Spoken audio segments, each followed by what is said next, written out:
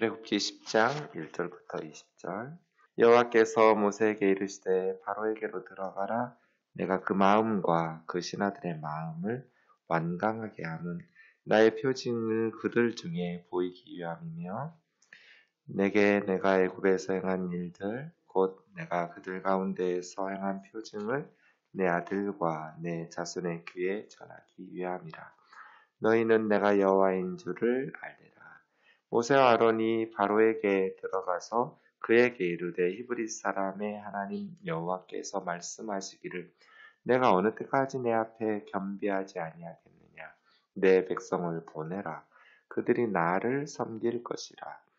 내가 만일 내 백성 보내기를 거절하면 내일 내가 메뚜기를 내 경내에 들어가게 하리니 메뚜기가 지면을 덮어서 사람이 땅을 볼 수 없을 것이라. 메뚜기가 내게 남은 그것 곧 우박을 면하고 남은 것을 먹으며 너희를 위하여 들에서 자라나는 모든 나무를 먹을 것이며 또 내 집들과 내 모든 신하의 집들과 모든 애굽 사람의 집들에 가득하리니 이는 내 아버지와 내 조상이 이 땅에 있었던 그날로부터 오늘까지 보지 못하였던 것이리라 하셨다 하고 돌이켜 바로에게서 나오니 바로의 신하들이 그에게 말하되 어느 때까지 이 사람이 우리의 함정이 되리이까. 그 사람들을 보내어 그들의 하나님 여호와를 섬기게 하소서. 왕은 아직도 애굽이 망한 줄을 알지 못하시나이까 하고 모세와 아론을 바로에게로 다시 데려오니 바로가 그들에게 이르되 가서 너희 하나님 여호와를 섬기라. 갈 자는 누구누구냐. 모세가 이르되 우리가 여호와 앞에 절기를 지킬 것인즉 우리가 남녀노소와 양과 소를 데리고 가겠나이다. 바로가 그들에게 이르되 내가 너희와 너희 어린아이들을 보내면 여호와가 너희와 함께함과 같으니라. 보라, 그것이 너희에게는 나쁜 것이니라. 그렇게 하지 말고 너희 장정만 가서 여호와를 섬기라. 이것이 너희가 구하는 바니라. 이에 그들이 바로 앞에서 쫓겨나니라. 여호와께서 모세에게 이르시되 애굽 땅 위에 내 손을 내밀어 메뚜기를 애굽 땅에 올라오게 하여 우박에 상하지 아니한 밭의 모든 채소를 먹게 하라.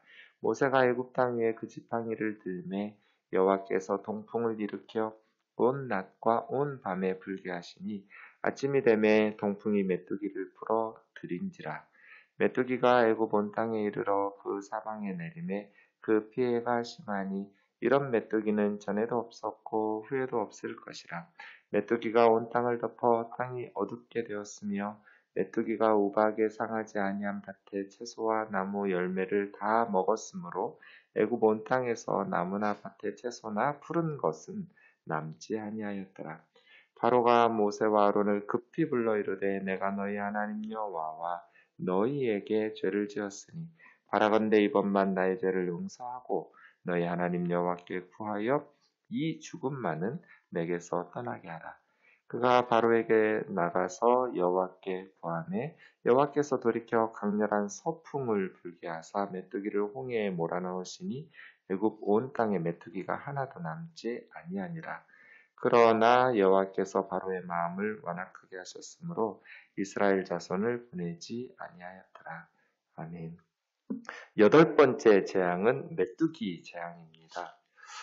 좀 스피디하게 진행되는 것을 볼 수 있습니다. 그만큼 긴장감이 고조되고 있습니다. 이제 막다른 골목을 향해 달려가고 있는 느낌을 받습니다. 결국 이스라엘은 해방될 것이고 애굽은 이스라엘을 보내줄 수밖에 없을 것입니다. 1절 말씀 보시면 내가 그 마음과 신하들의 마음을 완강하게 함은 나의 표징을 그들 중에 보이기 위함이며 내가 애굽에서 행한 일들 내가 그들 가운데 행한 표징을 너의 아들과 자손의 귀에 전하기 위함이라. 너희는 내가 여호와인 줄 알리라. 이렇게 말씀하십니다. 두 가지를 이야기하고 있죠. 하나님께서 이 재앙들을 통해서 출애굽 사건을 통해서 바로 왕과 바로의 신하들, 그러니까 애굽 사람들이 하나님의 표징, 히브리 민족의 하나님이 단지 이스라엘의 민족 신일 뿐 아니라 온 우주를 창조하시고 다스리시고 주관하시는 역사의 주인이시라는 것을 깨닫게 되는, 하나님의 능력을 통해서 하나님을 알게 하시는 표징이 될 것이요. 이것은 이제 선교적 차원이 있는 것이죠. 아, 우리가 그동안 헛된 우상을 섬기고 있었구나. 오늘 8번째 재앙도 생명을 주는 신인 이시스랄지, 아니면 곡물을 주관한다고 믿던 세트나 민이라는 신이랄지, 아니면 메뚜기에서 보호한다고 믿었던 신인 세파피아라는 신이랄지, 뭐 이런 애굽의 신들의 무능함을, 온갖 자신들이 생각하고 있었던 우상들의 무능함과 무기력함을 다 보여내고 하나님께서 애굽의 신들을 심판하시고 그들의 헛됨을, 우상숭배의 어리석음을 폭로하고 계신 거거든요. 이를 통한 선교적 차원이 있는 거죠. 애굽 왕에서부터. 그래서 이 10가지 재앙이 그들에게는 고통스럽겠지만 그 재앙을 통해서 애굽 사람들이 헛된 우상을 버리고 하나님께로 돌아온다면 그것은 그들에게 영적으로 축복이 되겠죠. 이런 차원이 한 가지 있고, 또 하나는 2절에 있는 것처럼 내 아들과 내 자손의 귀에, 직역하면 내 아들 그리고 내 아들의 아들, 이러니까 이스라엘 백성의 후손들을 위한, 다음 세대를 가르치는 어떤 영적인 교훈이겠죠. 그래서 이스라엘은 대대로 출애굽 사건을 기억하면서 자신들의 영적 정체성을 확인할 수 있겠죠. 하나님께서 어떤 분인지, 자신들을 위해서 어떤 일을 행하셨는지, 그래서 살면서 역경과 시련이 있을 때마다 출애굽의 하나님의 사랑과 능력을 기억하면서 극복해낼 수 있는 역사적 힘을 출애굽 사건에서 기억하는 것이죠. 그러니까 역경을 만날 때마다 출애굽의 하나님을 바라보면서 극복해낼 수 있는 것이죠. 우리는 어떻게 할까요? 역경과 시련이 있을 때마다 우리를 위해서, 이스라엘을 위해서 출애굽의 은혜를 베푸신 하나님을 이스라엘 자손들이 기억하는 것처럼 우리를 위해서 십자가의 예수님을 내어주신 하나님의 사랑을 기억하면서 우리가 당하는 역경들 가운데 주 예수 그리스도의 십자가를 바라보면서 이겨내는 것이죠. 그것이 우리 그리스도인의 영적인 정체성, 또 하나님의 사랑, 우리가 당하고 있는 역경과 환난을 보면, 그것만 보면 우리는 두려울 수밖에 없고 불안할 수밖에 없지만, 출애굽의 사건을 통해서 하나님의 백성들을 해방시키고 이끌어내셨던 것을 이스라엘 백성들이 기억함으로써 역경을 이겨낼 수 있는 힘을 얻듯이 예수 그리스도의 십자가의 사랑을 바라보면서 우리는 역경과 시련을 이겨낼 수 있는 힘을 얻을 수 있는 것이지요. 이런 두 가지, 하나는 선교적 차원의, 또 하나는 신앙 교육적 차원의 자손들에 대한, 결국은 내가 여호와인 줄 알리라. 이방 사람들도 또 이스라엘 사람들도 그들의 자손과 대대의 후손들까지 하나님을 알 수 있는 그러한 사건들이 될 것입니다. 모세와 아론이 바로에게 들어갑니다. 네가 어느 때까지 내 앞에서 겸비하지 않겠느냐. 결국 바로의 교만 때문에, 교만한 완악함 때문에 지금 계속해서 애굽이 멸망하고 있잖아요. 어느 때까지 네가 겸비하지 않고 내 백성을 붙잡아 두겠느냐. 내 백성이다. 보내라. 나를 섬겨야 된다. 나는 절대로 내 백성을 포기하지 않을 거다. 네가 버티면 버틸수록 너와 너의 나라는 더 망해가게 될 것이다. 함부로 부려먹어도 되는 백성이 아니다. 내 백성이다. 나를 섬기게 할 것이다. 만일 거절하면 내일 메뚜기 떼가 너희에게 임할 것이다. 그렇지 않아도 7번째 재앙의 우박을 통해서 모든 들의 식물들이 초토화됐는데, 이제 다시 우박 재앙이 끝나고 돋아나고 있는 새싹들이, 또 남아있는 초목들이 메뚜기가 다 먹어치워서 이제 너희가 먹을 건 없을 거다. 굶어 죽을 거다. 라고 하는 것이죠. 역사 가운데 보면 중동 지역에 메뚜기 떼의 습격으로 큰 어려움을 당한 사건들이 최근까지도 많이 있었습니다. 학자들이 보면 메뚜기 떼가 한 91종류 정도 있다고 하는데요. 오늘 본문에 나오는 메뚜기는 사막 메뚜기로 추정하고 있습니다. 1평방킬로미터당 1000만 마리, 5천만 마리 정도 있어서 하루에 10만 톤 정도의 채소와 풀을 먹어치우기도 한다고 합니다.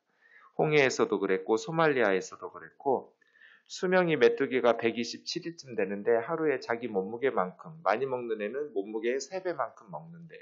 그래서 엄청나게 많은 메뚜기들이 이렇게 습격해서 먹어치우고, 이게 이제 온도와 습도 같은 것이 맞으면 갑자기 번식력이 강력해져서 메뚜기 떼가 습격하곤 한다고 합니다.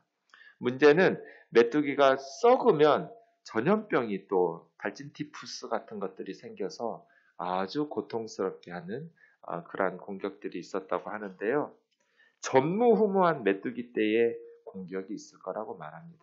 단순히 들판에만 있는 것이 아니라 집에도, 왕궁에도, 신하들의 집에도, 이스라엘 백성들의 집 속에도 메뚜기 떼가 습격해서 일상생활이 불가능할 만큼 많은 메뚜기가, 전무후무한 메뚜기 떼가 너에게 임할 것이다 라고 경고합니다. 그런데 바로가 듣지를 않습니다. 이번에는 7절에 보니까 특별히 바로의 신하들이 비로소 제대로 조언을 합니다. 바로에게 뭐라고 합니까? 어느 때까지 이 사람이 우리의 함정이 되리까? 이 사람 모세겠죠? 어느 때까지 이 모세가 우리의 함정, 이 함정은 올무, 웅덩이 이런 거겠죠? 모세는 애굽을 멸망시키는 함정입니다. 어느 때까지 모세를 함정으로 삼아서 우리나라를 망하게 할 겁니까? 이미 애굽이 망한 줄을 알지 못하시나이까? 지난 7번의 재앙을 통해서 이미 나라가 망했습니다.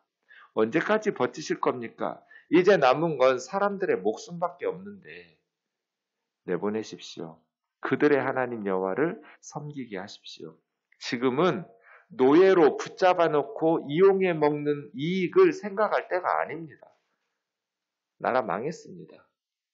사실은 호로스라고 해서 애굽의 왕은 신격화되어 있었기 때문에 신하들이 신격화된 바로에게 반대하고 그의 뜻을 거역한다라는 것은 상상할 수 없는 일인데요. 그만큼 지금 또 메뚜기 떼의 공격은 그만큼 두려운 해충이기 때문에 바로의 신하들이 바로에게 내보내야 된다고 조언하고 있습니다. 그래서 모세와 아론을 다시 데려옵니다. 어쩌면 신하들의 압력 때문이고 백성들의 원성 때문이었을 겁니다. 바로가 묻습니다. 가서 여호와를 섬기라. 갈 자가 누구냐? 이렇게 묻습니다. 이미 하나님께서는 수도 없이 내 백성을 보내라고 그랬잖아요. 그럼 내 백성이 누구예요? 모든 이스라엘 백성들이죠.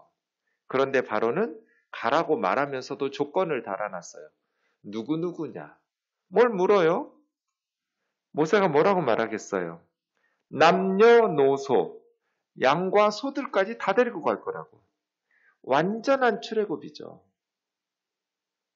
바로가 뭐라고 말하냐면 내가 너희와 너희 어린아이들을 보내면 여호와가 너희와 함께함과 같으니라. 이것이 너희에게 나쁜 것이니라. 그렇게 하지 말고 장정만 가서 여호와를 섬겨라. 이것이 너희가 구하는 바 아니냐.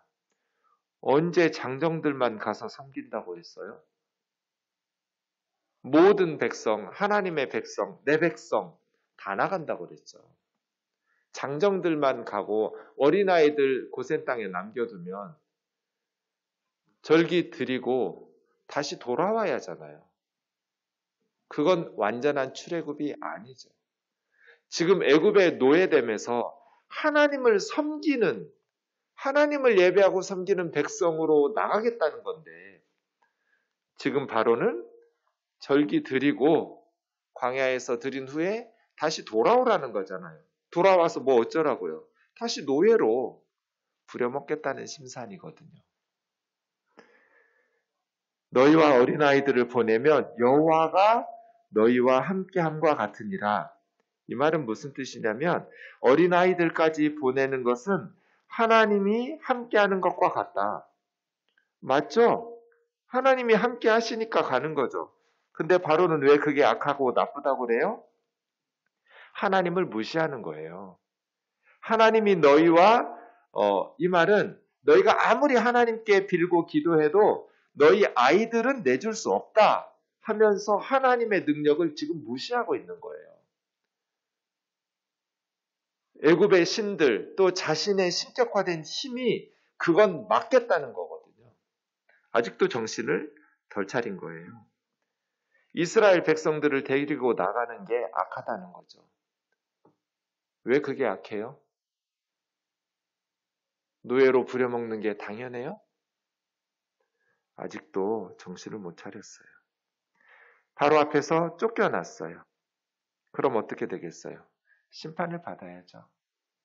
손을 내밀어 메뚜기를 올라오게 해서 우박에 상하지 않은 우박에 상하고 남은 밭의 모든 채소를 먹게 하라. 모세가 지팡이를 드니까 동풍, 이제 사우디아라비아 쪽에서 홍해 쪽에서 불어오는 동쪽의 바람, 시나이 반도에서 불어오는 바람을 일으켜서 아침이 되면 동풍이 메뚜기 떼를 불러들였어요. 그냥 순식간에 온 애굽 땅에 메뚜기로 가득했어요. 그 피해가 심하니 전무후무한 피해였다.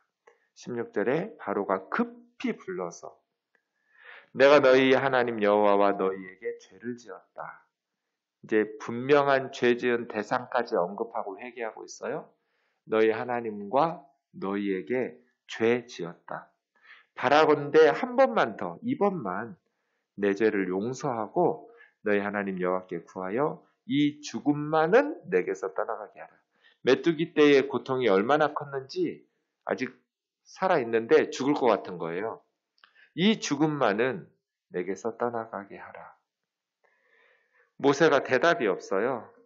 근데 그냥 바로에게서 나가서 하나님 앞에 구하니까 이제 동풍으로 메뚜기 떼가 왔잖아요. 서풍, 지중해 쪽에서 서쪽 바다에서 강력하게 불게 해서 메뚜기를 홍해에 몰아넣어서 몰살시켰어요. 이게 이제 나중에 이집트 군사들이 홍해에 몰살당하는 것처럼 메뚜기 떼도 홍해에 수장되고 있는 것이죠. 하나도 남지 않고 사라졌어요. 문제는 바로가 이번에도 이스라엘 자손을 내보내지 않았어요. 하나님께서 바로의 마음을 완악하게 하셨으므로. 5번째 재앙까지는 바로가 스스로 자기 마음을 완악하게 했어요. 6번째부터는 하나님께서 완악하게 하셨어요. 그러니까 하나님께서 바로가 스스로 완악하지 않고 이스라엘 백성들을 내보낼 수 있도록 기다리셨는데 그 완악한 마음을 바꾸지 않고 계속해서 거짓말하고 완악하게 하니까 이제 하나님께서 6번째부터는 통제하기 시작하시거든요. 덫에 걸린 쥐처럼 이제 바로가 회개할 자유도 없어요. 돌이킬 기회가 많았어요. 여전히 6번째 이후에도 바로는 돌이키려면 돌이킬 수 있었어요. 그럼에도 불구하고 하나님께서 주신 기회들을 다 날려버렸어요. 하나님의 메시지는 어떻게 반응하느냐에 따라서 결과가 달라져요.